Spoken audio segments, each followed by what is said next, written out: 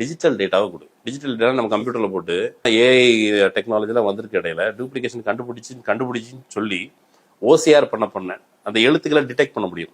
AB அப்படின்னு detect பண்ண முடியும். அந்த பிடிஎஃப் ஃபைல சாஃப்ட் காப்பியை கொடுத்துருந்தா ஏஐல கொடுத்தா டூப்ளிகேஷன் அதுவே கண்டுபிடிச்சு கொடுத்துரும். என்னென்ன இருக்குது, சிமிலாரிட்டிஸ் இருக்குது, குவாரிஸ் அனலைஸ் பண்ணா சீக்கிரமே கண்டுபிடிச்சிடலாம். அவரை சொல்றாரு 15 நிமிஷத்துல இந்தியா முழுக்க இருக்க இந்த விஷயத்த நாங்க மோசடியை அம்பலப்படுத்தியிருப்போம், அதனாலதான் இவங்க கொடுக்க மாட்டேங்கிறாங்க. மோடி திருட்டுத்தனமாக பிரதமர் ஆயிருக்கிறாருன்னு சொல்றாரு.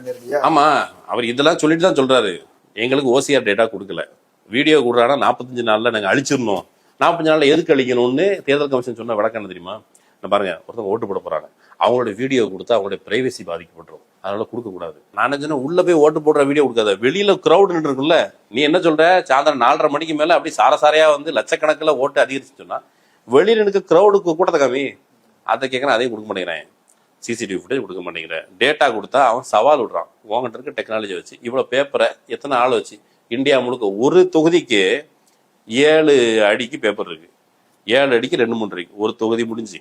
இவர் இந்தியாவில் இருக்க இத்தனை சட்டமன்ற தொகுதி, பெங்களூர் சென்ட்ரல்ல மட்டுமே 8 தொகுதி. அப்ப 8 தொகுதி பேப்பரையும் செக் பண்றதுக்கு அவங்களுக்கு 6 மாசம் இல்ல, இந்த ஆட்சி முடிஞ்சு போயிடும். அவங்க சொல்றதே நாங்க மோசடி பண்ணுவோம், ஃப்ராட் பண்ணுவோம், உங்களால ப்ரூவ் பண்ணவே முடியாது அப்படின்னு சொல்லி உன்னுடைய ஜனநாயகத்துக்கும் பெப்ப உங்க அப்பனுக்கும் பெப்பங்கிற மாதிரி இவங்க பண்றத, அந்த மோசடியை கொஞ்சம் மெனக்கிட்டு ஒரு சாம்பிளை கொடுத்துருக்காரு.